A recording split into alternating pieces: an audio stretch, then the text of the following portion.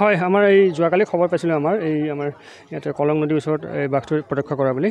সম্ভৱতঃ এইটো আমাৰ ইয়াত জাষ্ট দুদিনৰ পৰা যিটো বাঘ ওলাইছে সেইটো বাঘে হয়।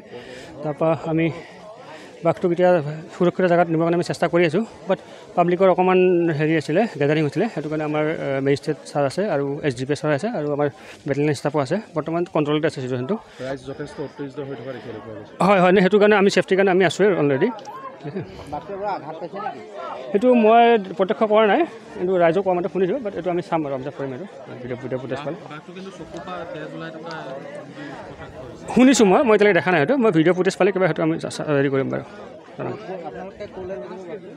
এইটো আমাৰ ইয়াৰ পৰা ৰিজাৰ্ভ বেছি দূৰ নহয়, 500 মিটাৰতে আছে। আৰু কলং নদী পাৰ হ'লে এইফালে ব্ৰহ্মপুত্ৰ নদীটো আছে, কাজিৰঙা 6 এডিশ্যন। সেইখিনি পালে বাঘটো সুৰক্ষিত জেগাত পাই যাব। কেনেকৈ বিচৰণ কৰি আছে? ৰাতিপুৱাৰ পৰা মই যে চাই আছোঁ, বাঘটো য'ত ত'ত এইফালে পৰা এইফালে দৌৰা-দৌৰি কৰি আছে। এতিয়া বৰ্তমান আহি পেলাই যে আমাৰ ঘৰৰ ওচৰত আহি পেলাই বহি আছে। ভয় আমাৰ ল'ৰা ছোৱালী স্কুল যোৱাই নাই। স্কুল যাওঁতে যেতিয়া ইউনিফৰ্ম পিন্ধিছে তেতিয়াই মানে হুলস্থুল হৈ গ'ল। বাঘ ওলাইছে। আমি চাইছোঁ, ল'ৰা ছোৱালী চাইছোঁতো, আৰু ইহঁতৰ বুকু এতিয়ালৈকে ধপধপনি আছে। ভালকৈ মানে শান্তিকৈ থাকিব পৰা নাই, ভাত চাত খাব পৰা নাই। ঘৰৰ আগফালে বাঘ হয়, ঘৰৰ আগফালে আছে। এতিয়া চাইছেহে আপোনালোকে, আৰু গোটেই ৰাস্তাখন চাই আছে। সেইটোৱে ৰাতিপুৱাৰ পৰা চাই আছোঁ মই।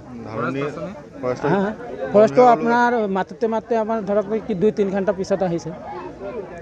তেওঁলোকে আহি পেলাই আৰু তদন্ত লৈ আছে। এতিয়ালৈকে বৰ্তমান মানে ইয়াতে আছে। বাঘটো আমি চাইছোঁ, এয়া বৰ্তমান চাই আছোঁ আৰু চবেই চাই আছে। আৰু ভয়ৰ কথা আছে। হয়, ক'ৰবাত দুখ পাইছে, কেনেকৈ ক'ব পাৰিম? আমিতো দেখা নাই তেনেকৈ, আৰু আমিতো ভয়তে পলাই আছোঁ। হয়।